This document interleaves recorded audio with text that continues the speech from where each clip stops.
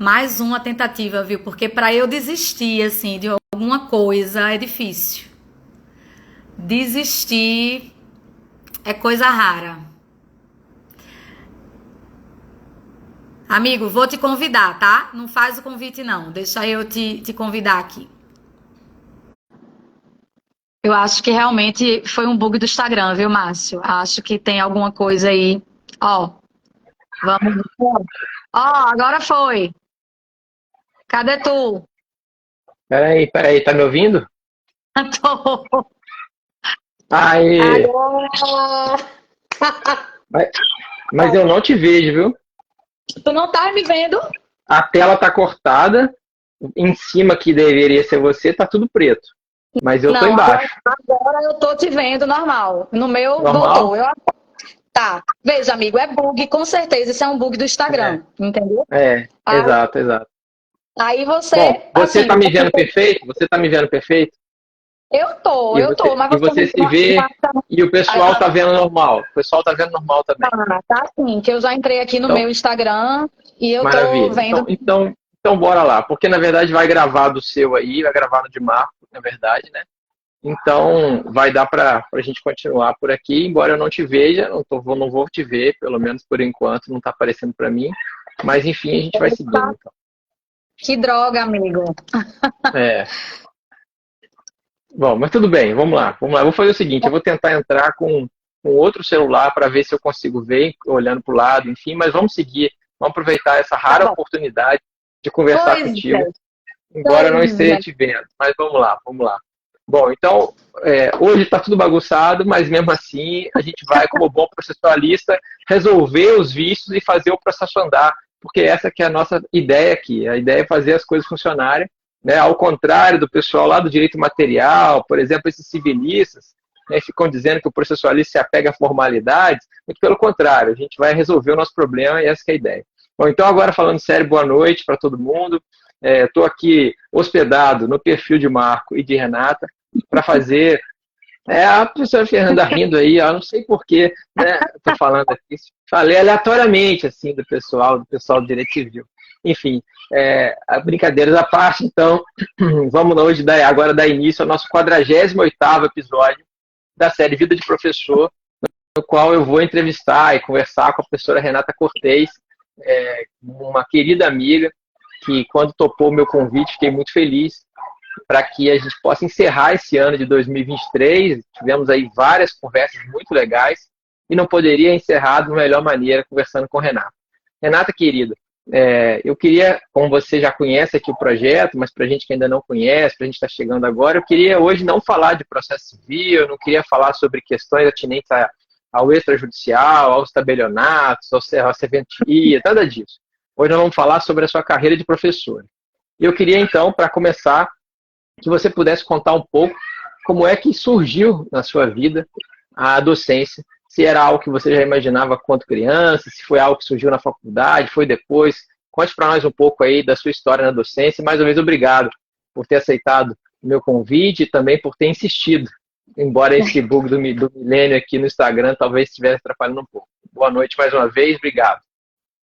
Boa noite, meu amigo Márcio. Boa noite, queridos amigos e amigas que estão aqui já nos acompanhando. Eu acho, Márcio, viu, que toda essa confusão aqui, já é um pouquinho para mostrar os traços da minha personalidade, viu? Porque assim, eu sou meio bagunçada, eu sou muito determinada, muito persistente, não desisto fácil. Então, eu acho que já foi de propósito aí, viu? O Instagram aí, ele já quis mostrar um pouquinho da minha personalidade, né?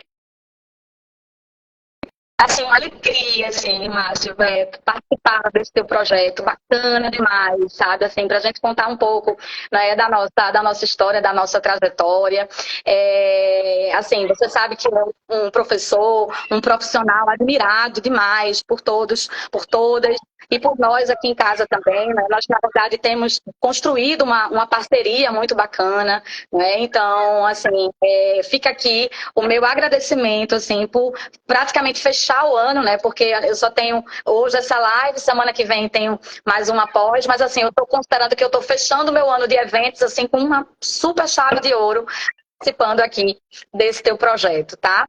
E agradeço demais, demais mesmo, de coração. Você não tá me vendo, né? Então eu não vou nem dar as pausas, né? Quando eu for dar as pausas, aí eu aviso, né? Eu digo, amigo... Na verdade, olha o que eu fiz aqui, ó. Eu peguei um outro celular, ó, para poder te ver, ó. Então eu vou conseguir te ver por aqui, ó. Tá? Aqui, ó. Leandro Fernandes, nosso amigo Vale, Tartucci, um monte de gente bacana aí. Marco que já entrou, Márcia Costa, um monte de gente bacana aí acompanhando a gente, pessoas que a gente admira demais. Márcio, a minha história com a docência é assim, ela é a história da minha vida, na verdade. Na minha casa, né, na minha família, meu pai e minha mãe, eles eram professores. Assim, meu pai, professor, uma profissão formal, né?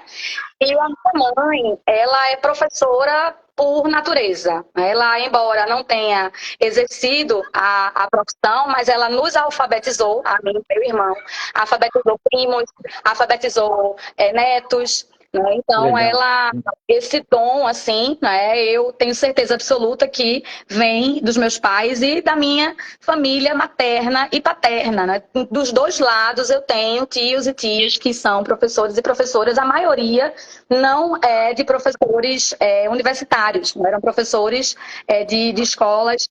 Eu tenho uma professora, uma tia que foi professora, que ela faleceu, que, assim, eu acho que ela foi uma das minhas maiores inspirações.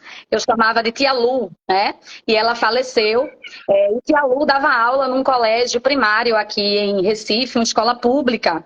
E ela me levava com ela para a escola. Então, eu assistia às aulas que ela dava, ela me pedia ajuda, então eu distribuía as provas, eu fazia chamada. Então, era todo assim, eu senti que aquilo estava, sabe, assim, faria parte, já fazia e faria parte da minha vida realmente. E então, o que é que acontece, Márcio? Eu sou uma pessoa, assim, que eu gosto muito de viver. Né? Mas ao lado desse aspecto, né, de gostar de viver, de achar que o mundo vai acabar daqui a 5 minutos e que eu tenho que fazer tudo logo para não perder, sabe?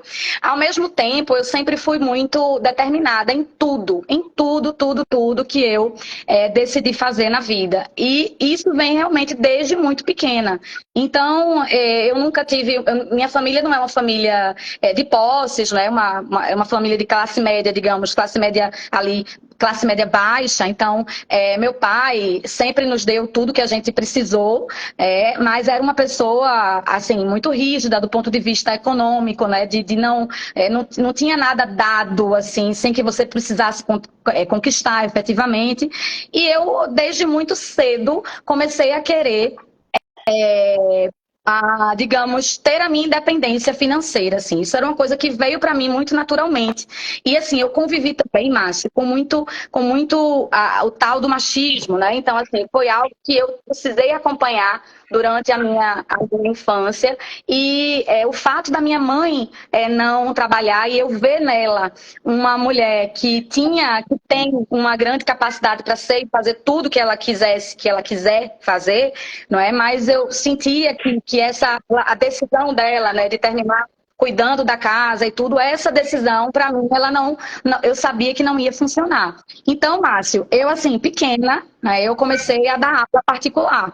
Então, eu, tipo, com 9, 10 anos de idade, eu já dava aula particular. Né? Então, eu dava particular a alguns amigos do prédio. Eu tenho 2 primos, né? Então, um deles, assim, a minha tia começou, você vai dar aula para Mário e eu vou lhe dar aqui um trocado. Então, eu achava aquilo o máximo, né? Então, eu dava aula ali a meu primo e ainda consegui ganhar um trocadinho para comprar uma besteirinha para mim, né? E essa minha tia é a mesma tia Lu que eu mencionei, que é a que foi uma das minhas maiores inspirações. E aí, isso foi, lógico, se desenvolvendo, né? Quando eu decidi fazer direito, né? Antes de fazer direito, eu queria fazer publicidade, né? Mas desisti, assim, porque participei de um processo seletivo de estágio, que foi assim, eu senti muita pressão para ter que fazer tudo ali na hora, tal, então eu desisti de publicidade de imediato eu resolvi fazer direito. E nessa decisão, né, de fazer direito, eu também já tinha decidido que eu queria trabalhar oficialmente, porque eu queria comprar um carro, porque eu queria ter a minha liberdade para sair, para ir para uma festa e não ter que ficar pedindo dinheiro em casa, enfim. E aí o meu primeiro emprego, Márcio, aos 16 anos, né, primeiro emprego formal, foi como instrutora de informática, né? Então, mais uma vez, era a docência, não é, correndo atrás aí de mim, né? Assim, a oportunidade que eu tive, inclusive foi o meu pai, né, que buscou essa oportunidade para mim e para o meu irmão, através de um amigo dele que tinha montado uma empresa. E aí, o meu primeiro emprego foi de informática educacional, 16 para 17 anos, né? Eu tinha, aí veja mesmo, eu dava aula nas escolas, do maternal até o terceiro ano. Aí eu, com 17 anos, era chamada de tia, né? Pelos meninos que eram mais velhos do que eu no colégio. Então, para você ver, assim, como realmente a questão da docência ela está na minha vida. Eu lembro que quando eu entrei na faculdade, né, aí um dos professores, quem trabalha e tal, e aí umas amigas minhas brincam comigo até hoje, porque elas dizem que eu botei assim a mão na cintura e falei, eu sou instrutora de informática. Eu não fiz isso, eu tenho certeza que eu não fiz. Mas elas dizem que eu balancei assim, sabe, os ombros, assim, toda metida, falando, eu sou instrutora de informática, né? Então, para mim, aquilo era um motivo de mega orgulho. Eu tão nova, né, Claro. trabalhando naquilo que eu gostava. Então, aí tudo começou, né? Essa história com a docência realmente vem da minha infância e da minha adolescência, né? Entendi. E aí depois, né, com um início tão promissor como esse, claro que não tinha como não seguir a carreira, né? Não E tinha, aí, não tinha. e aí assim, é claro que nós vamos chegar nos dias de hoje, mas até chegar lá, eu quero que a gente continue um pouco essa história. E aí, Sim, então, você começou a falar sobre a faculdade, e um dos objetivos do nosso projeto, principalmente para quem ainda não assistiu a nenhum episódio, é, de alguma forma, ainda que de modo bastante singelo, fazer um tipo de homenagem aos professores dos nossos professores, né? Aqueles que nos influenciaram a chegar hoje onde estamos, né? E, obviamente, você teve muitos professores, muitas professoras que te inspiraram, que te ajudaram, que fizeram com que você visse exatamente o que você gostaria de ser como professor. Eu queria que, se você pudesse, então, nomear um ou mais de um, enfim, professor ou professora que te inspirou. E aí não precisa ser necessariamente, Renato, da faculdade, pode ser alguém lá do jardim de infância, enfim, não há um recorte temporal. E sim, a pergunta é livre para você dizer e tentar homenagear alguém que você certamente gostaria de lembrar nesse momento. então, Márcia, assim, eu tive muitas inspirações, né? Muitas, porque assim, como eu já tinha esse objetivo, quando eu estava na faculdade, eu fiz monitoria, né? Eu fiz iniciação científica, então eu já estava focada nesse projeto docência também durante a graduação. E eu tive muitas inspirações ali durante a graduação, mas já que assim, que é para a gente escolher, né? Assim, não falar tantos nomes, né? Eu teria vários aqui para mencionar. Mas eu vou falar de uma professora especificamente que ela me chamava a atenção, Márcio, pela sensibilidade, sabe? E foi algo que eu tentei trazer e que eu tento trazer comigo até hoje, que é a professora Miriam de Sá Pereira, que ela é a decana da Universidade Católica aqui de Pernambuco, e ela é uma mulher que para você ter uma ideia, ela um dia em sala de aula, ela estava falando, ela dava aula de vários temas, era sociologia, e aí, num dado momento, ela começou a falar de uma das músicas de Chico Buarque.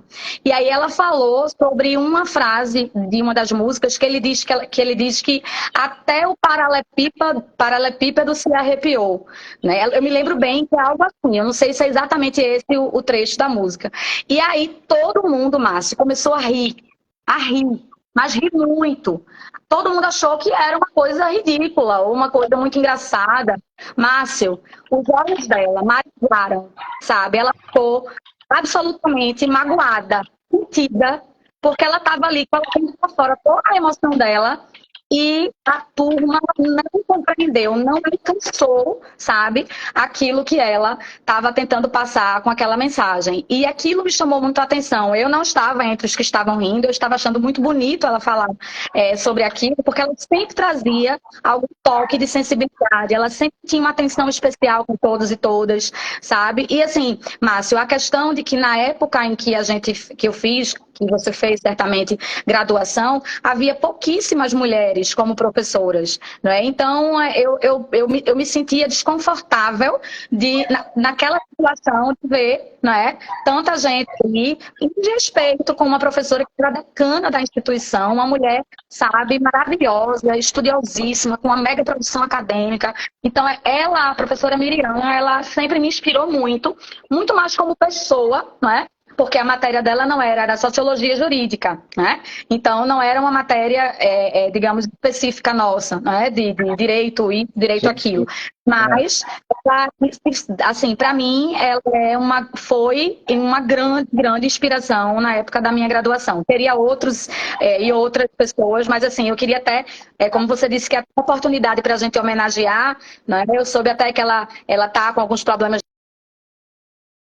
de eu retribuir, não é, todo o amor que ela dispensou, porque ela assim me tratava assim, sabe, com carinho, ela sabia desse meu amor pela docência, então ela uma pessoa assim que tem realmente o dom de ensinar, sabe, e de passar essa mensagem que muitas vezes é o que a aluna está precisando, é muito mais do que o conteúdo, né? Então a professora Graça Pereira é quem eu queria homenagear. Que legal, que legal. E então, em homenagem a ela, enquanto você falava, eu achei aqui. Vai passar nessa avenida um samba popular, cada paralelepípedo da velha cidade, esta noite vai se arrepiar. Vai passar de Chico Buarque. Fica aí a homenagem, então, à professora. E que, como você colocou... É lindo isso. Ela disse, você imagina um paralelepípedo se arrepiar. Quer dizer, ela querendo demonstrar, né? Na verdade, a contradição ali, né, que uma pedra não pode se arrepiar, mas que o contexto ali da poesia é tão fantástico que até o paralelepípedo vai se arrepiar. E aí foi lindo, foi bacana, ela sempre tinha uma mensagem como essa, então foi uma das minhas principais inspirações. Ela foi também coordenadora, né, do curso de Direito, ela foi, assim, muitas coisas dentro da instituição, e ainda está lá, que eu sei que ela ainda está lá, mas eu queria realmente homenageá-la. Que legal. Tomara que ela possa assistir, quem sabe, né? Bom, tomara, tomara. Bom, eu queria agora então te perguntar, Renata, eu sei que durante a sua carreira muita coisa boa aconteceu, né? Você certamente teve muitas experiências exitosas e algumas experiências também que não foram lá aquela maravilha, né? A gente aqui está homenageando os professores e homenageando as professoras, e também querendo falar com possíveis novos professores, novos docentes que estão aqui nos assistindo. Mas a gente também tem que falar a verdade, pessoal, que não é só alegria, né? Então, eu queria que, se possível, você contasse duas histórias para nós, nesse sentido. Uma muito marcante no sentido positivo e uma marcante no sentido negativo, alguma coisa que você talvez tentou fazer e não deu certo, sei lá, alguma experiência que não foi das melhores. Conte para nós aí esses dois extremos, por favor. Eu vou começar com a parte ruim, porque aí justifica a parte boa. Eu era muito nova. Eu comecei assim, eu decidi que eu já era concursada, eu era servidora do TJ de Pernambuco, e eu decidi que eu não ia fazer concurso naquele momento e que eu queria focar na docência. Então, eu acabei a graduação, emendei com a especialização e depois comecei o mestrado. E aí, quando eu comecei o mestrado, em 2005, eu decidi que eu queria dar aula e que eu não ia esperar terminar o mestrado. Então, eu fiz o meu currículo, coloquei debaixo do braço, saí em busca de uma oportunidade. Né? E esse momento, Márcio, foi muito difícil, porque nessa época, nas instituições, nas universidades, nas faculdades, você praticamente só tinha homens e homens mais velhos, né? Professores com uma carreira mais consolidada dando aula. Então, foi muito difícil conseguir uma oportunidade, né? Mas como eu disse lá no início, eu realmente sou muito determinada e não desisti. Eu fui em praticamente todas as instituições que você puder imaginar. e levei muitos nãos, né? E aí, numa das instituições, que foi aquela em que eu passei muitos anos da minha vida, né? Foram 13, 14 anos em que eu dei aula de graduação, e depois eu explico por que eu precisei parar. Mas eu fiquei 14 anos na instituição, que foi a Nassau, né? Que foi a Uninassau. Na época era a Faculdade Maurício de Nassau, aqui em Recife. E aí o que é que acontece? Tinha uma pessoa lá que era dirigente e que ele me conhecia de pequena.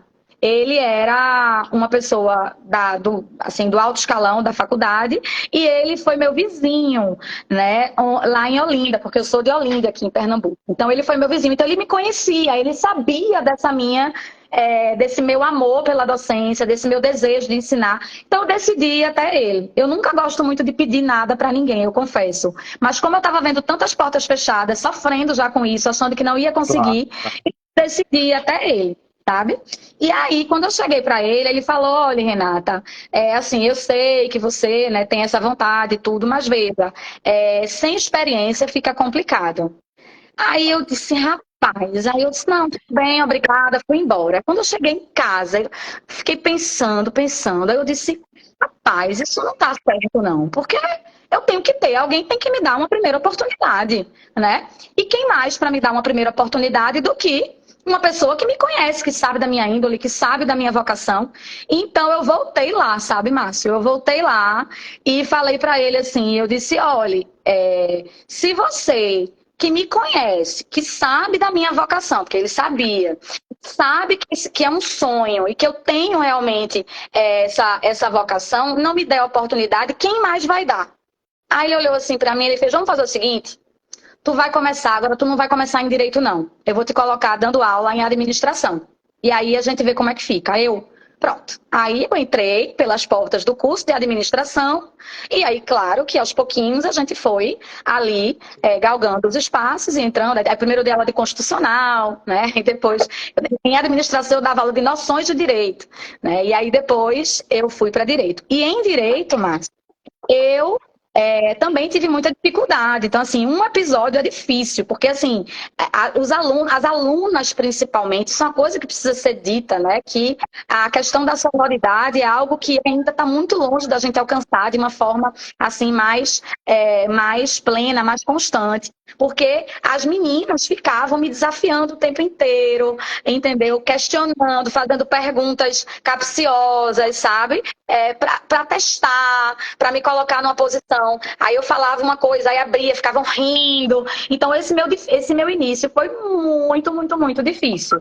E aí vem o lado bom, né? Porque aí, à medida em que eu fui me firmando, em que eu fui mostrando que eu não tinha medo, que podiam fazer o que quisessem, eu não ia desistir. Muitas e muitas vezes eu chegava em casa chorando, entendeu? Porque Claro, eu claro. achava que não ia dar certo, entendeu? Não vai dar, não tem condições.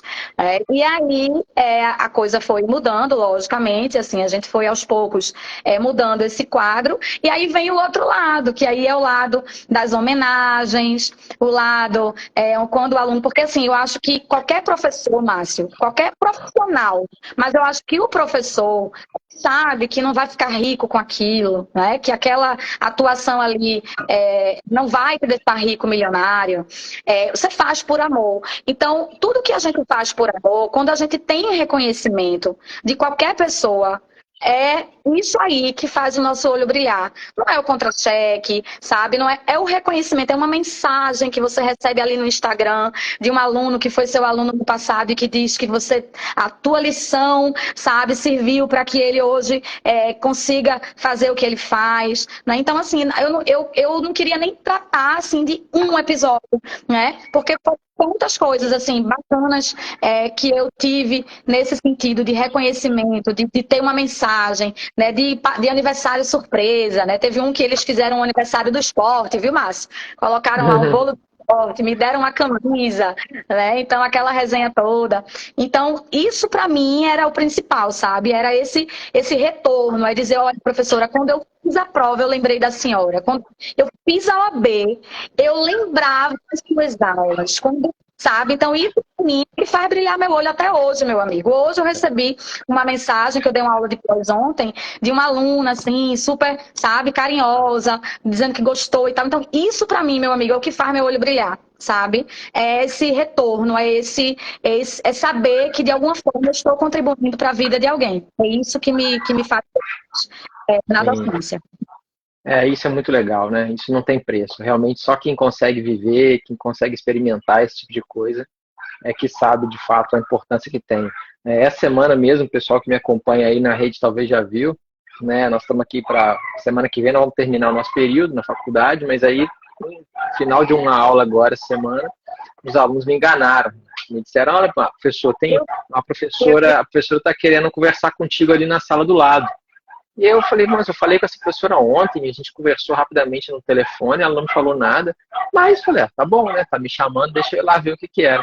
Aí cheguei lá, tinha uma festa surpresa de agradecimento do semestre. Não era meu aniversário, não era nada, os alunos da turma da manhã fizeram lá uma vaquinha, compraram salgadinhos, refrigerante e tal, para poder agradecer o semestre. Olha que coisa, né? Então, assim, muito legal, assim, um carinho que não, eu aí fui fazer um agradecimento para eles lá na hora, subi na cadeira, quase comecei a chorar. Eu falei, gente, vou parar de falar, porque senão eu vou chorar, porque, né?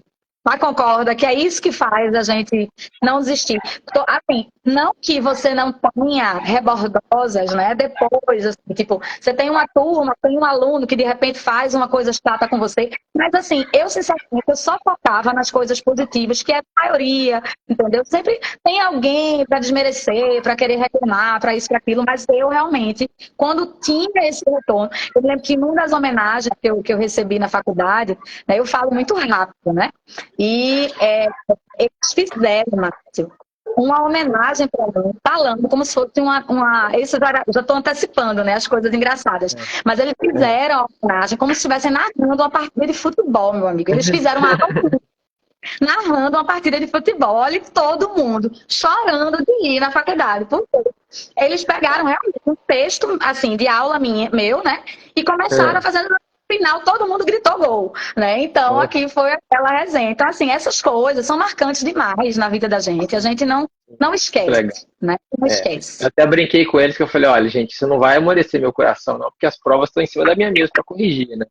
Aí eles riram e tal. E tinha isso, né? Porque assim, eu era muito mais divertida durante as aulas, mas na hora da prova eu era chata pra caramba, entendeu? Então, assim, era de cara feia, ficava procurando quem tava filando, eu não tinha boquinha. Também corrigia as provas, assim, com muito rigor, então não tinha boquinha, entendeu? Então, assim, não adiantava, não me adoçava essas coisas, não me adoçavam também na hora da prova, na hora da correção, enfim, eu sempre fui muito rígida, né? Mas é isso. Já que você falou de prova, a minha próxima pergunta é exatamente sobre essa. Eu queria saber sobre sobre o seu método de avaliação, sobre o seu método de aula, se você tem alguma característica específica sobre essas duas questões. Agora já estamos falando de dentro de sala de aula, né? A professora Renata dentro de sala. Eu entrei na sua sala e eu perguntei para o colega do lado, falei, como é que é a aula da professora Renata, como é que é a avaliação dela? O que você responderia para esse aluno que está chegando agora e quer conhecer então a professora? É porque é o seguinte, Márcio, eu quando passei no concurso de cartório, né, em 2017, 2018, eu fui para o interior aqui de Pernambuco. E aí eu não tinha mais condição alguma de continuar na graduação, porque era longe. E aí, infelizmente, eu precisei sair da graduação. Então, naquele momento, que era outro momento, né, eu ainda usava aqueles métodos tradicionais mesmo, né, de aula expositiva, não usava slide, eu não gostava, fazia anotações no quadro, sempre gostei muito de trabalhar com exemplos, né, assim, tudo que eu dava aula, todas as minhas aulas, todo o meu planejamento, sempre tinha mais do que 10, 15 exemplos, porque eu sabia que com o exemplo eles tinham uma compreensão melhor, o aluno daquela época, né? E aí a questão da avaliação era muitas vezes imposta ali também pela instituição, né? Então a gente tinha uma avaliação obrigatoriamente objetiva, uma primeira avaliação livre, e naquela época também a gente não tinha muita variação, então era uma avaliação dissertativa, normal, então colocava casos práticos, sempre também gostei de colocar casos práticos, então tinha uma avaliação assim, né, que eu colocava aqueles casos, né, sempre com uma cascazinha de banana ali, o cara ter que pensar, para a pessoa ter que raciocinar e identificar, né? Porque processo é isso, né? Processo, eu sempre dizia para eles, olha, processo é lógica. Claro que tem algumas coisas chatas, assim, de decorar. Você pensar em execução, tem muita coisa para decorar ali. Mas, de modo geral, se você pensar o processo é muito lógico. Então, você pensa num tema, você consegue entender o próximo se você perceber que há uma lógica, que há uma ligação entre os temas, né? Então, eu tentava sempre fazer a utilização dos casos práticos, né, dos cases, nas avaliações. Nas aulas eu usava pouco, porque naquela época a gente só usava praticamente o método expositivo mesmo, né? Hoje, nas aulas, eu continuo dando muita aula, mas em cursos de pós-graduação, em cursos preparatórios para concurso, mas muito mais falando aqui do público da pós-graduação, né, a gente percebe que, especialmente nesse modelo online, né, se a gente não trouxer os cases, se não trouxer temas para debate, se a gente não começar a adotar as chamadas metodologias ativas, a gente não consegue ter mais a atenção desse aluno. Então, eu sempre conto uma história, trago um caso, né, jogo para a pergunta, né? Então, eu tento sempre fazer essa junção, né, da teoria mesmo com a prática, mas, assim, é um tema, Márcio, que eu tenho vontade de, depois de terminar o doutorado, fazer algum concurso e tudo, e voltar para a graduação, entrar na universidade, enfim, e eu pretendo, assim, realmente estudar mais a fundo, sabe, esses aspectos pedagógicos mesmo, da atualidade, do aluno de hoje, que está sempre com o telefone na mão, sabe, Márcia? Eu acho que, sendo muito sincera contigo, eu acho que eu ainda não estou pronta para encarar essa nova realidade, sabe? Do aluno que está sempre com o telefone na mão, o que é que eu faço? O que é que a gente pode fazer para prender a atenção desse aluno, para que ele queira pesquisar? Porque a gente sabe, Márcio, que a turma hoje está muito assim, longe do que é pesquisa, do que foi pesquisa na nossa época, né? A gente era obrigado a pesquisar, a ler mais de um livro. Não tinha matéria que eu fosse ler um livro só e fosse ser suficiente para fazer uma prova.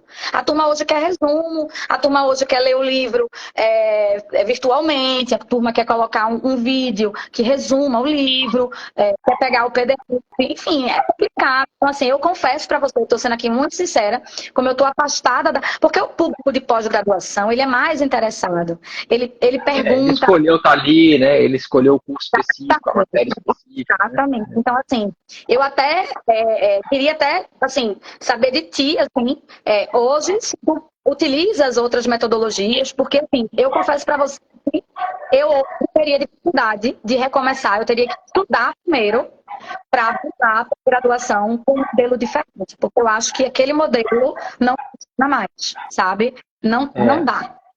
Essa é uma dificuldade que eu tenho visto e eu converso com muita gente, né? Assim, a gente está sempre viajando e conversando com os colegas, é algo que, na verdade, é uma dificuldade não só dos professores, é uma dificuldade da nossa sociedade de fazer a pessoa conseguir se concentrar mais do que 10 minutos na mesma coisa, né? A pessoa está falando contigo, está com o celular na mão, está falando com qualquer pessoa e está falando a mesma coisa ao mesmo tempo, né?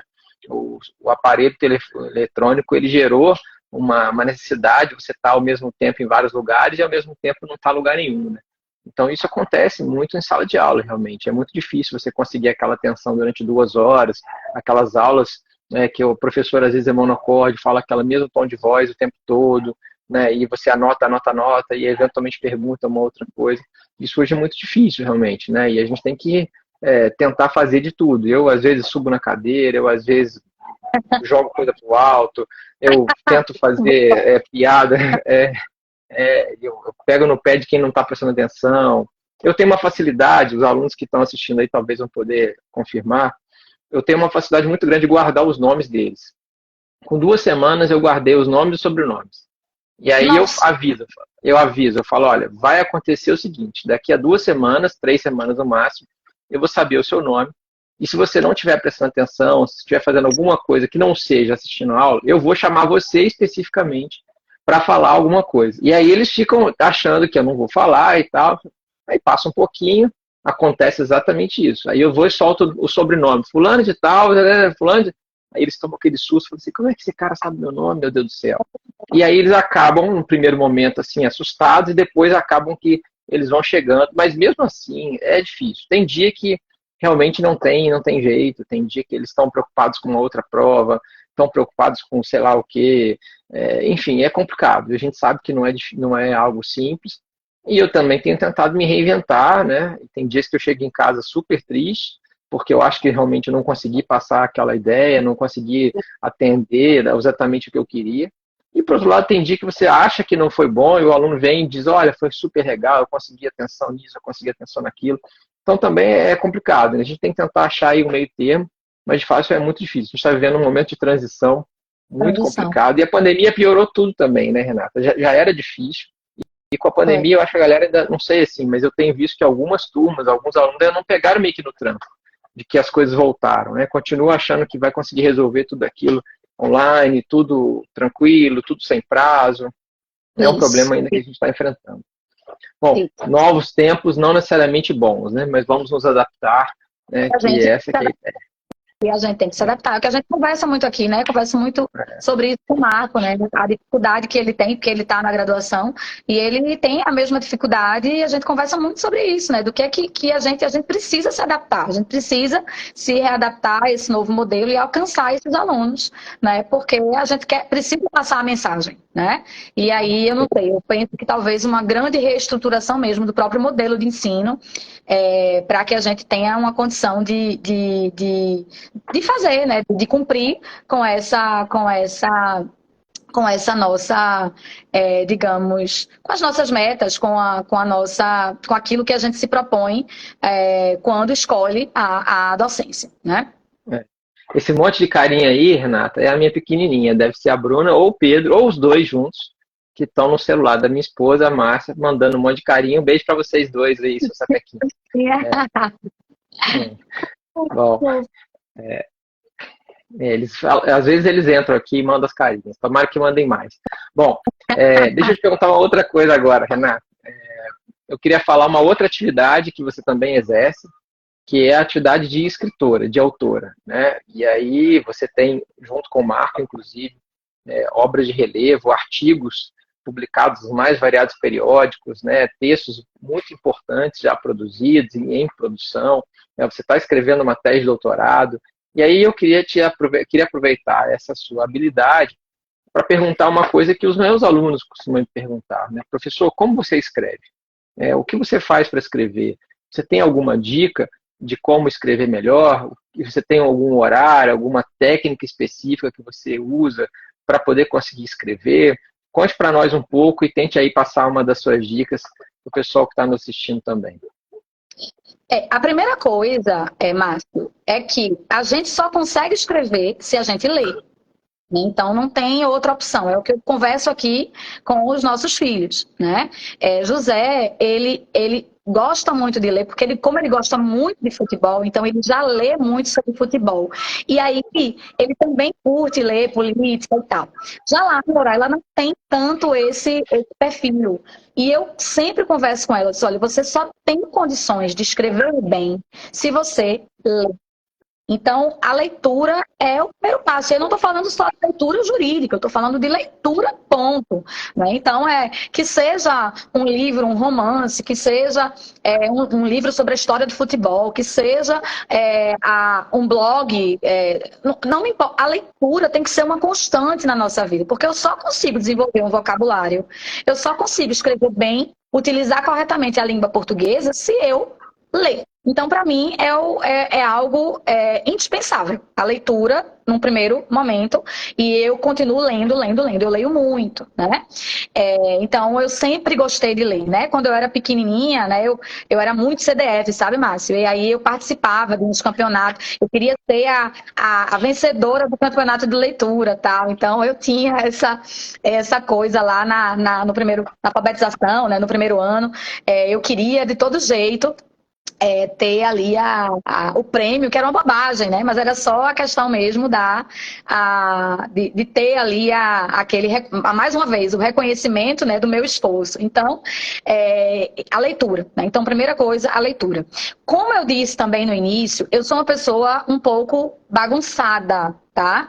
Eu tenho até, e quando eu falo isso, não é brincando, porque eu acho que a gente nem pode brincar sobre isso, mas eu realmente acho que eu posso ter o TDAH, porque eu começo quanto mais eu leio sobre o TDAH, mais eu vejo que eu tenho características muito peculiares de pessoas que têm TDAH. Agora, eu nunca tive dificuldade de aprendizado, por isso que eu sempre afastei, eu achei que tinha a ver, assim, que a pessoa necessariamente tinha dificuldade de aprendizado. E isso eu nunca tive. Mas eu tenho muitas características, inclusive a questão do hiperfoco, enfim. Então, como eu sou meio bagunçada, porque eu penso muitas coisas ao mesmo tempo. Então, eu estou conversando com você aqui, aí eu estou focada em você, porque o tema aqui é uma palestra, é uma live, então eu tenho que ter atenção ao que você está falando, porque Claro. se eu pensar para o telefone, eu já não consigo mais saber o que você falou. Marco aqui, ele trabalha, Márcio, com 3 telas. E muitas vezes ele ficava em 2 eventos, 3 ao mesmo tempo. E ele conseguia fazer intervenções nos 3 eventos. Eu digo, olha, não tem a menor possibilidade de eu fazer isso. Tá? Não tem. Ou eu estou num, ou eu estou no outro. Então, não dá. Mas, ao mesmo tempo, a minha mente, ela tá sempre trabalhando, sabe? Sabe, Márcio, eu tenho insights, assim, dormindo, sabe? Eu tô dormindo, aí eu acordo pensando em alguma coisa E interessante na anota. tese. Só eu digo, acho que eu sou louca, né? Eu devo ser louca, porque eu acordo assim, eita, isso seria interessante para a tese e tal. Então, assim, eu tenho essas coisas. Então, minha cabeça está sempre trabalhando. Então, pelo fato de não ser tão organizada, eu preciso criar métodos para que eu consiga escrever, para que eu consiga construir meus textos. Então, eu ainda utilizo aquele método tradicional do fichamento, tá? Então, eu leio e faço o fichamento. E aí, depois eu volto para aquele fichamento que eu fiz e vou construindo o meu texto. Então, eu uso realmente a tese, eu já fiz, já não finalizei, né? Estou no início, mas já fiz fichamento de para mais de 30, 40 textos. Então, tá ali tudo já fichado direitinho. Porque depois, se eu for ler, eu não vou fazer a leitura e já escrever. Eu não consigo fazer isso. Porque eu preciso ler vários autores, várias autoras, correntes, para poder depois eu conseguir formar o meu pensamento. Então, se eu ler 1, ler 2, ler 3, eu já esqueci qual foi, quem disse o quê. Então, eu preciso ter isso organizado. Então, eu faço o fichamento e salvo. Então, veja, eu sou uma desorganizada organizada, porque aí eu tenho aqui no meu fichamento todos os autores, por ordem alfabética, por tema, tudo organizado sim, porque eu sei que eu preciso disso. Então, quando eu vou escrever, eu gosto muito de pesquisar, sabe, Márcio? Isso é característica também assim, diferente entre nós aqui em casa. Mas ele é muito rápido, ele consegue escrever numa velocidade absurda, né? Eu já falo muito mais. Por quê? Porque eu tendo a querer pesquisar mais. Então, aí eu vou em não sei quantos autores, aí eu vou para a jurisprudência, aí me dá uma louca, aí eu vou lá na jurisprudência de Portugal, vou lá nos textos sabe? Então, assim, eu curto pesquisar, eu gosto de pesquisar. Então, a construção dos meus textos sempre leva em conta, assim, claro, um texto, um artigo curto, não, você está ali, já está tudo na cabeça, mas uma Ah, tese, uma dissertação, eu realmente sou muito perfeccionista e faço isso. O meu método é esse, basicamente, né? Pensamento para poder construir o meu raciocínio a partir daquela leitura que eu desenvolvi. Agora, acho que, assim, que para quem pretende escrever, para quem pretende ser autor-autora, não tem outra opção, tem que ler, ler, ler e ler, né? Aí não eu tem. concordo contigo. Não tem outro jeito, não tem outra saída, né? E aí eu sempre digo isso, eu falo, tá, mas você tá com essa ideia a partir do quê? Ah, foi a sua aula, foi uma live que eu assisti, foi tudo bem, mas sobre isso, você pesquisou o quê? Né? Quais foram os autores que você pesquisou, que você olhou? Ah, pessoal, mas eu olhei e não achei nada, então você pesquisou pouco. Não é possível que você não vai encontrar isso. Então você pesquisou pouco, aprofunde mais sua pesquisa, né? Dê uma olhada mais nisso, porque aí realmente você vai ter mais segurança para poder escrever e dizer que de fato aquilo não foi encontrado em vários autores ou aquilo não é exatamente como você queria, né? Acho que é importantíssima essa sua dica, sim, realmente. Bom, eu queria aproveitar para falar sobre pesquisa, e aí eu queria te fazer um elogio público aqui. Eu já te falei isso, acho não, tenho certeza, mas há muito tempo atrás, como as coisas passam muito rápido, né? Já é muito tempo atrás, foi antes da pandemia, Eu me lembro que a gente estava discutindo um tema específico, e você tinha uma posição e eu tinha uma outra posição. E aí, depois de algum tempo, a gente começou a debater. Eu me lembro que você mandou uma mensagem pelo Instagram, a gente não era tão próximo. E você disse, Isso. a sua ideia é essa, a minha ideia é aquela. A gente começou a debater, discutindo o tema aqui, acolá, e você disse, olha... Aí depois de um tempão, eu nem me lembrava, você disse, olha, por causa daquele seu texto, aquele nosso debate, eu mudei de opinião, eu concordo contigo nisso, aquilo. Não porque você concordou comigo, porque poderia ser o oposto também, mas é porque eu achei tão legal essa ideia de que a gente, a partir de um debate, construiu uma compreensão a respeito do assunto, que isso para mim, naquele dia, eu falei, não, a Renata acabou de ganhar mais um fã, porque realmente para mim aquilo foi muito legal e eu queria aproveitar o embalo para dizer, porque eu acho que é assim que a gente constrói realmente o raciocínio, assim como você vai me ensinar muitas coisas, eu posso eventualmente te ajudar em alguma coisa a colar, e aí a gente vai então construindo juntos o conhecimento, e acho que essa ideia também, né, um professor também serve para isso, né, para poder ajudar o outro a seguir Eu em acho diante. massa.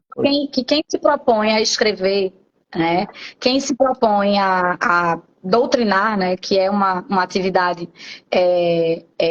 assim muito arriscada sob alguma perspectiva, a gente não tem se a gente tiver uma característica, duas características, né? Se a gente tiver a característica da arrogância e a característica da intransigência, a gente não evolui.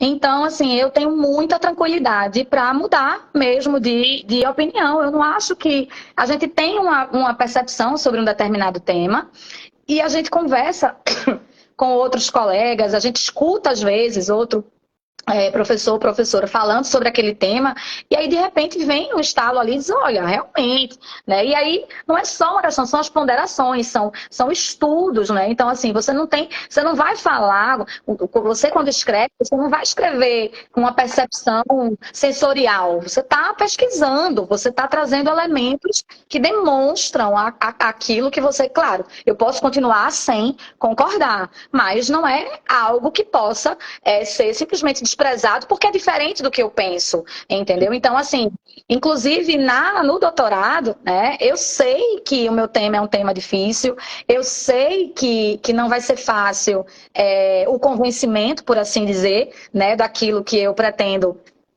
defender, mas talvez o momento em que eu terei realmente a possibilidade, assim, claro que tem a pré-banca, que tem as conversas com o orientador, com outros professores, professoras, minha conversa com minha orientadora, que é a professora Flávia Pereira Rio, mas a gente sabe que quando você escreve, já jogou para o mundo, publicizou. E aí, claro que eu sei que a gente vai levar pancada, né, que vai ter críticas positivas e negativas. Então, eu sou muito tranquila em relação a isso, muito tranquila, sabe? Para tanto levar a crítica como para mudar de opinião mesmo, para dizer, olha, estou convencida de que aquele meu pensamento lá atrás, ele não é o mais adequado, ou o mais correto, ou que atende melhor aos fins do Instituto, enfim. Então, sou muito tranquila mesmo em relação a isso. E eu acho, Márcio, sinceramente, que eu me considero no início, sabe? Embora eu já dê aula há tantos anos, porque eu comecei a dar aula lá atrás, em 2006, como eu disse, mas, apesar disso, a minha produção acadêmica só começou depois que eu participei do primeiro FPPC, em 2014 para 2015. Então, eu me considero totalmente no início da minha atividade acadêmica. Então, eu preciso ouvir, entende? Eu preciso estar de olhos e ouvidos atentos para quem tem mais experiência, para quem está estudando os mesmos temas, para quem pesquisou mais do que eu, enfim. Então, eu sou muito, muito tranquila com relação a isso, sabe? Graças a Deus, eu não tenho Concordo contigo. Exatamente. Acho que a gente tem que estar sempre com a cabeça aberta para mudar de opinião, né? Não tem por que você ficar tá vendo que está errado e continua, porque é a minha posição, eu não posso mudar, né? Isso, infelizmente, a gente sabe que acontece muito, mas felizmente não é a nossa praia, né? Não, Bom, não você falou do FPPC e eu queria aproveitar, então, já que a gente hoje está num dia diferente aqui do nosso programa, né? Já aproveitar, então, quebrar um protocolo.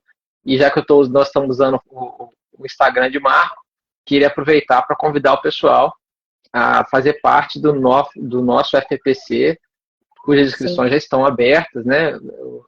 O FPPC 2024, mais uma vez, vai ser realizado em Brasília, nos dias 15 e 16 de março, se eu não estou equivocado. Marcos, se eu tiver equivocado, me corrija aí, lá em Brasília, e participar especificamente do melhor grupo, que é o grupo de execução, né, do qual o relator é o Marco, e eu sou o secretário, com muita honra seria o secretário de Marco. Eu sei que talvez você não vá concordar que o melhor grupo é o nosso, mas enfim, independentemente, porque às vezes nosso grupo não vai ter vaga, você pode ir para outros grupos também, pode ir para o grupo da professora Renata, sem problema, mas o importante é participar da FPPC também. Por mais que eu goste muito de você, meu amigo, por mais que eu ame Marco Aurélio, mas aí eu tenho que dizer que o melhor grupo vai ser o nosso, de Sistema Multiportas, eu como relatora, e minha amigona América como secretária, vai ser top. Mas, brincadeiras à parte, é um evento, né, Márcio? Fantástico. Acho que ali, assim, eu costumo dizer, sabe, Márcio, que assim, minha vida mudou completamente a partir daquele meu primeiro FPPC, sabe? Eu virei assim a chave, eu entendi que o que eu estava fazendo não estava, assim, eu estava muito limitada, entendeu? Então, assim, meu Deus do céu, eu me lembro, Márcio, da primeira vez que eu participei do segundo, né? Que o primeiro FPC, o segundo, eu participei de um grupo e levei um enunciado que foi aprovado. E aí, Fred Didier elogiou muito esse meu enunciado. E aí ele foi, Márcio, e citou na nota de rodapé, dizendo que aquele tema foi trazido por Renata Cortez no FPPC. Tu tem noção do que é uma pessoa que vê Fred Didier e diz assim, meu Deus, o cara tá me citando, entendeu? Eu estudei por ele a vida toda, era fã, admiradora, né? Então, assim, era algo surreal para mim. Então, a minha vida mudou com o FPPC.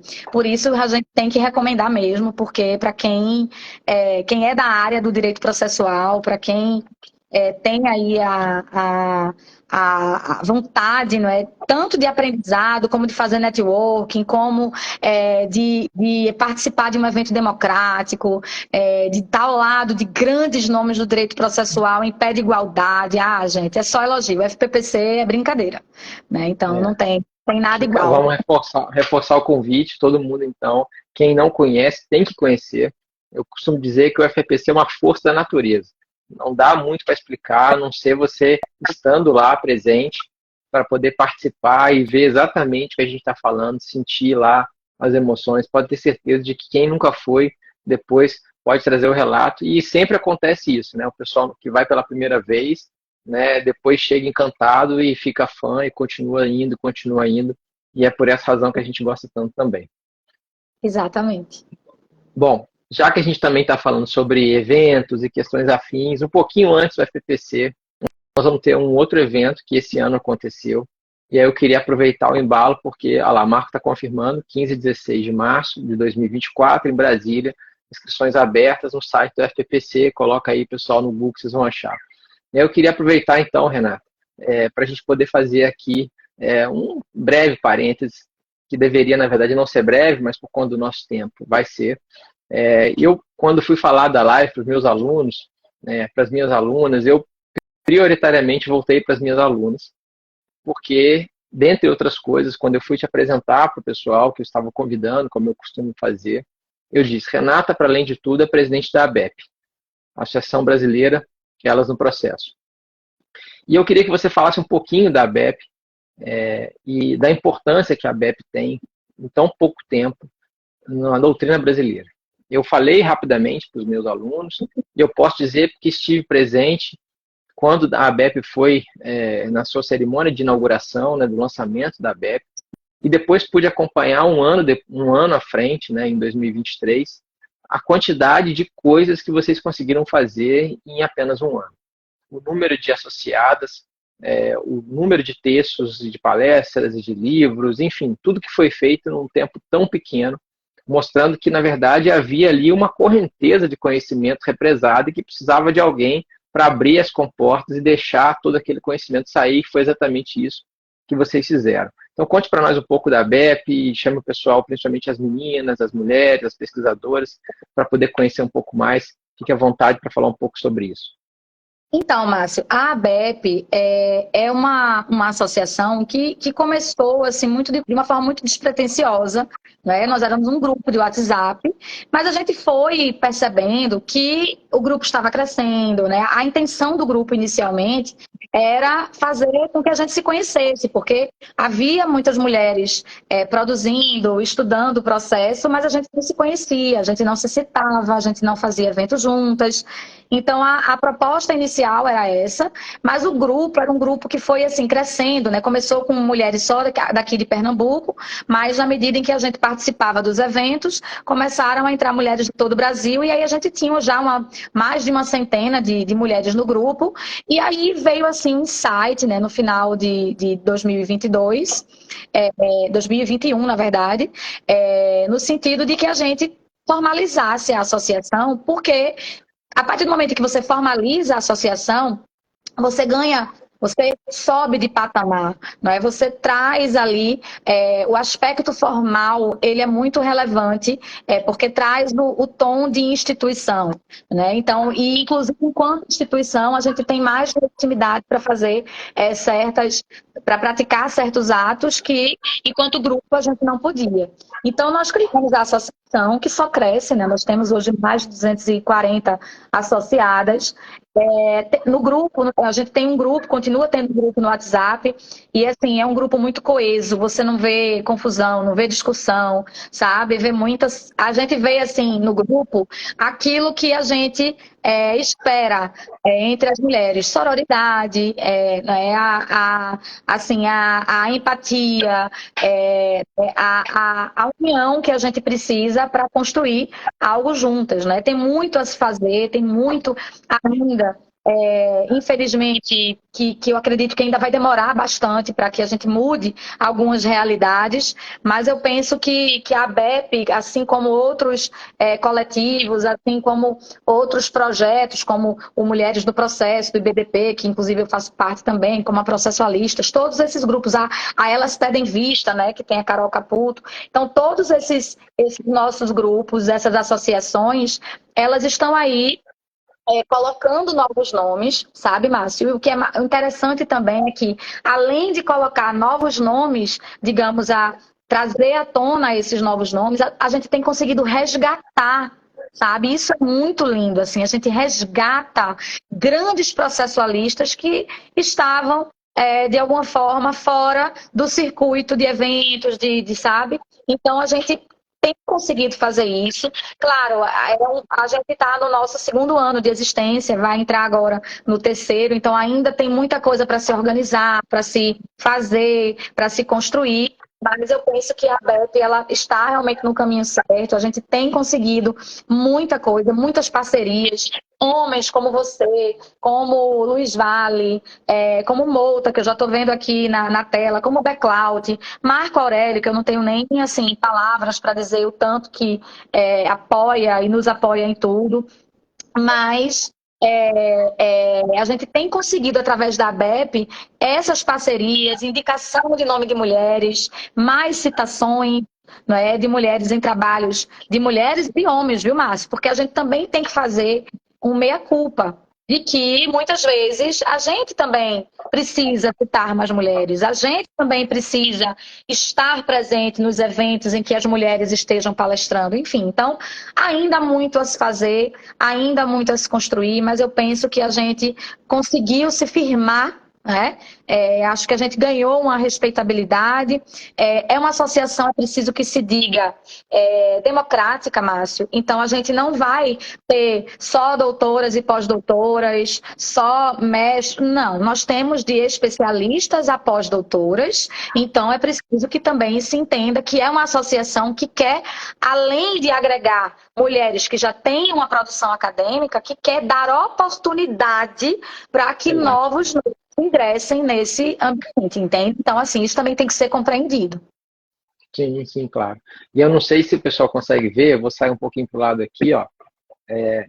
Acho que aqui em cima de mim, o pessoal está vendo aqui, eu tive a oportunidade de ser homenageado pela BEP em março desse ano, e fiquei muito feliz. E aí, aqui do lado dos quadrinhos que os meus filhos fazem para mim, ó, o pessoal pode ver que tem os meus livros aqui em cima, são os que eu escrevi, né, as revistas que eu escrevi, e aqui está a homenagem que eu recebi da BEP, e fica assim, sempre atrás de mim, do meu lado, sempre próximo, porque realmente foi um dia memorável, e eu não, sempre que eu olho para ele, sempre que eu vejo aqui, eu sei que que foi um carinho muito grande que eu recebi, e eu tento, na medida do possível, retribuir, né, fazendo o que você mencionou, incitando as minhas alunas, as minhas colegas a participar. A gente aqui hoje na faculdade temos duas professoras que fazem parte da ABEP, né, a Natália, que estava aqui há um pouco tempo atrás, e a Clarissa está por aqui, e a gente continua incentivando, e eu acho que é importantíssimo que isso aconteça. Meus parabéns a vocês, né, principalmente a você como presidente, porque eu tenho certeza absoluta de que muitos obstáculos foram enfrentados para chegar até aqui, muitos ainda vão ser enfrentados, mas eu sei que você é persistente, vai continuar enfrentando e superando. Ela aí, a Natália aí. Obrigado, Natália, pela presença. Bom, a gente estourou o nosso tempo completamente, né? Hoje já está tudo bagunçado, mas eu queria então te fazer duas últimas perguntas, prometo, porque hoje, final de ano, né, sexta-feira à noite, a gente podia ficar aqui conversando a noite toda, mas não vamos fazer isso não. Vamos deixar o pessoal também aproveitar a sexta-feira de outras maneiras. E eu queria te fazer então duas últimas perguntas. A primeira porque além de professora, além de mãe, além de pesquisadora, você também é titular de uma serventia extrajudicial, como você mencionou, e você exerce, então, ao mesmo tempo, né, simultaneamente, as duas profissões, né, como professora, hoje mais voltada para a graduação, e também como titular de uma serventia extrajudicial. Você consegue perceber uma vantagem ou uma desvantagem nesse exercício simultâneo dessas profissões? De que maneira que isso te ajuda ou te atrapalha? Como é que você consegue lidar com isso tudo? Seu dia tem 40 horas, você consegue fazer como? Porque além de tudo isso, quem te acompanha aí nas redes sabe, né? Além de tudo isso, é cantora, além de tudo isso, é dançarina, vai para todo lugar com o Marco, meu grande amigo. Então, assim, como é que você consegue fazer isso? Conta pra gente um pouco aí, vai. Márcio, veja, eu e Marco aqui, né, a gente se dá bem demais, e a gente se completa de uma forma muito, muito interessante, porque as nossas personalidades são parecidas em alguns aspectos, mas bem diferentes em outros, né? Então, nesse aspecto, né, que você mencionou agora, né? Eu tenho uma tendência, né, como eu disse, de esquecer, tá? Por assim dizer, eu esqueço, né? Então, assim, Marco que me ensinou a ter agenda, né? A acompanhar, não só a ter agenda, como a olhar a agenda, né? Porque a pessoa tem Isso é que muito ver. importante também. Senão não adianta, né? Então a gente tem essa característica de, ao mesmo tempo em que a gente trabalha bastante, a gente também gosta muito de viver, né? de ter o lazer. Então isso é algo muito semelhante entre nós dois. Então, essa questão da conciliação, eu brinco muito, porque assim, Marco, ele é o seguinte, para ele, tudo, vamos dizer, vamos supor que está marcado para 7 horas, tá? Então, para ele, eu tenho que começar a me organizar, me arrumar às 6. Mas para mim, eu começando de 10 para as 7, tranquilo, entendeu?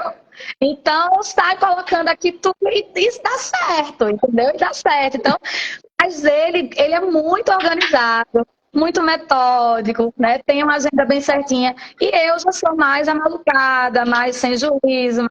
Mas, assim, eu consigo conciliar as duas atividades. E eu realmente gosto de realizar as duas atividades.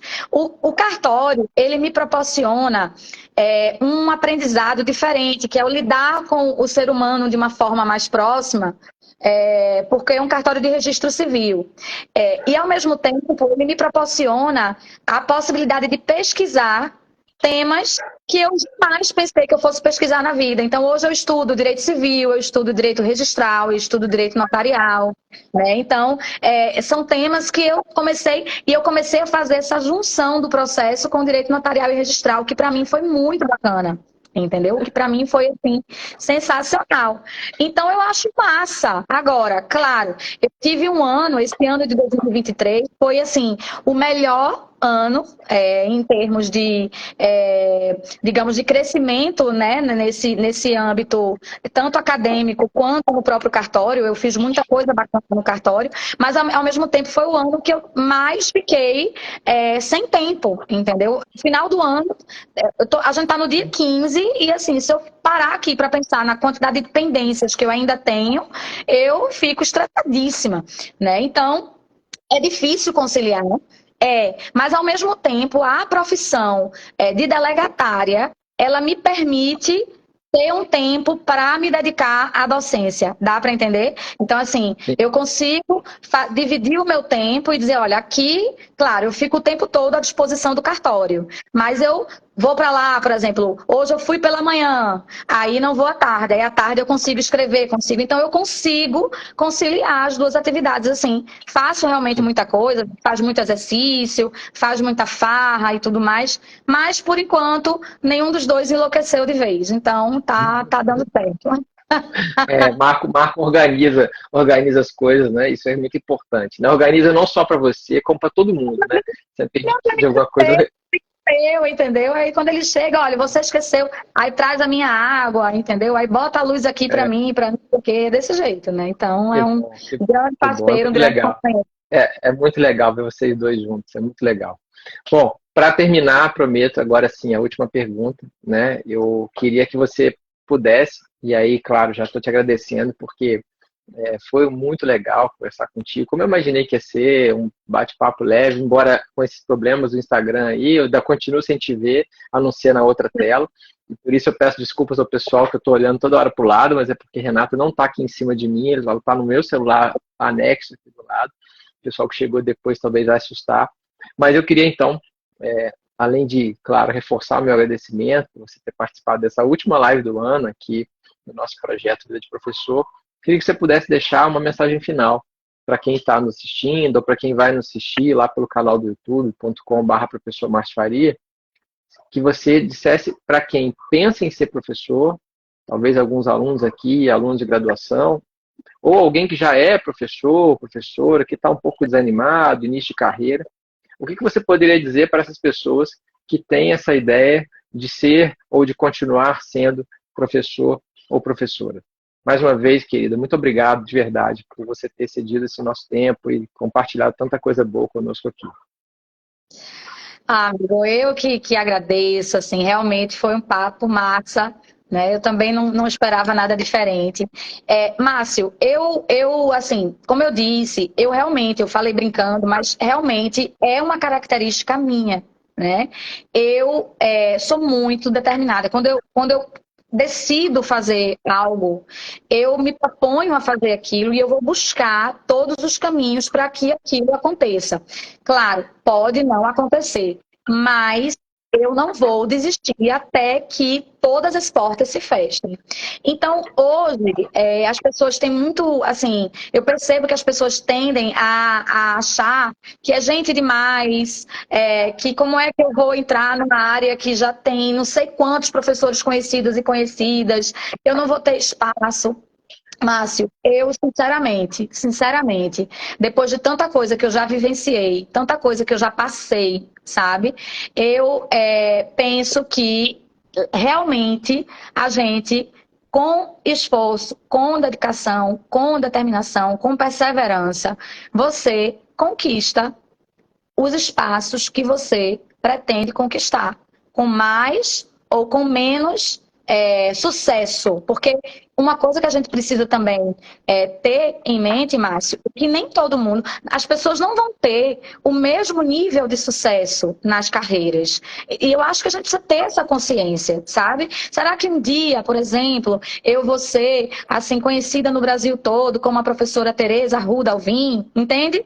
Será que eu vou ter uma obra espetacular, obras que vão ficar para, sabe? Não sei, mas a gente precisa se propor a fazer o nosso melhor dentro do espaço que a gente ocupa hoje. Então, dentro do espaço que eu ocupo hoje, eu busco dar o meu melhor. Eu sempre povo atrás de fazer além, de fazer mais. E eu percebo que a geração que é anterior à nossa, né, é uma geração que desiste mais rápido, é uma geração que infelizmente sofre dos males da mente de uma forma mais constante. Então, é preciso que quem queira, que quem tenha o objetivo da docência, em primeiro lugar, que busque a qualificação. Você não tem como dar aula, né, Márcio, sem você fazer uma especialização, um mestrado, sem fazer o doutorado. Você não tem como buscar uma carreira acadêmica sem produzir, Márcio. Tem que produzir, produção acadêmica. Isso foi algo que eu só me dei conta lá na frente, depois de quase 10 anos dando aula, entendeu? Da necessidade de produção. Quando você escreve um texto e aquele texto ele é divulgado e as pessoas leem, sabe? Você ali começa. Eu me lembro, Márcio, de Vinícius Lemos, né? Vinícius, ele não era conhecido, ninguém sabia quem era Vinícius. Aí ele chegou no FPPC, ele escreveu um livro, tá? De recursos, escreveu esse livro, levou uma caixa com não sei quantos livros para o FPPC e saiu dando o livro dele para todo mundo, Márcio. Ele investiu, meu amigo. E aí as pessoas começaram a falar Vinícius, entendeu? Claro. Entendo o que eu quero dizer. Então, assim, a gente precisa ter um propósito, né? Que eu acho que as pessoas hoje estão muito dispersas, então elas querem muitas coisas ao mesmo tempo, então eu tenho que ter um propósito e eu tenho que fazer o básico em relação àquele propósito. Então, se é dar aula, eu tenho que buscar a minha qualificação, tenho que produzir academicamente e começar a me tornar uma pessoa que minimamente é reconhecida dentro de uma. Né? Então, eu não tenho os meus alunos e alunas que não tem milagre, fórmula mágica, é muito esforço, certamente passou pelas mesmas questões. De formas diferentes, mas passou por elas. Então, é muito esforço, muita dedicação. E aí, assim, eu posso até parecer aqui uma coach, né? Dizendo isso, que eu não sou, mas a desistência, meu velho, a turma desiste muito rápido. Tem que continuar, tem que correr atrás. Então, a mensagem é a mesma do início da live, né? Eu não ia desistir, não, viu? Eu só ia parar quando você dissesse, Renata, é melhor a gente deixar para outro dia, porque eu não ia dizer isso de forma alguma. Aviso logo que eu não desisto. Exatamente, exatamente. Bom, querida, muito obrigado de verdade mais uma vez. Foi ótimo, né? Mesmo com toda essa confusão. Queria agradecer ao Marco também, que nos hospedou aqui no Instagram dele por conta dessas questões, mas não poderia ser de outra maneira, né? O Marco está aqui te ajudando a fazer as coisas funcionarem, mostrando essa simbiose que vocês têm tão legal. Obrigado a todo mundo que assistiu, né? Depois eu vou pedir, então, assim que a gente encerrar, como ela está no perfil de Marco aí, que você salve, por favor, para a gente poder ter guardado esse nosso bate-papo. Depois, então, eu vou levar essa live lá para o canal do YouTube também. E quem sabe em 2024 a gente continua com o projeto. Confesso a vocês que estou com 1 milhão de coisas para fazer e não sei se eu vou conseguir muito tempo ainda. Mas cada vez que tem uma conversa como essa é muito legal e a vontade de prosseguir ela aumenta. Obrigado de verdade, Renata. Um beijo para vocês aí. Meu amigo, tem que continuar. Exatamente. Obrigado. Obrigado. Um beijo, Marco, aí que está aí conosco também. Beijo a todo mundo que nos assistiu. E bom final de semana, bom final de ano, que a gente possa em 2024 produzir, acompanhar e estudar cada vez mais. Um beijo para vocês. Obrigado, gente, de verdade. Uma boa noite.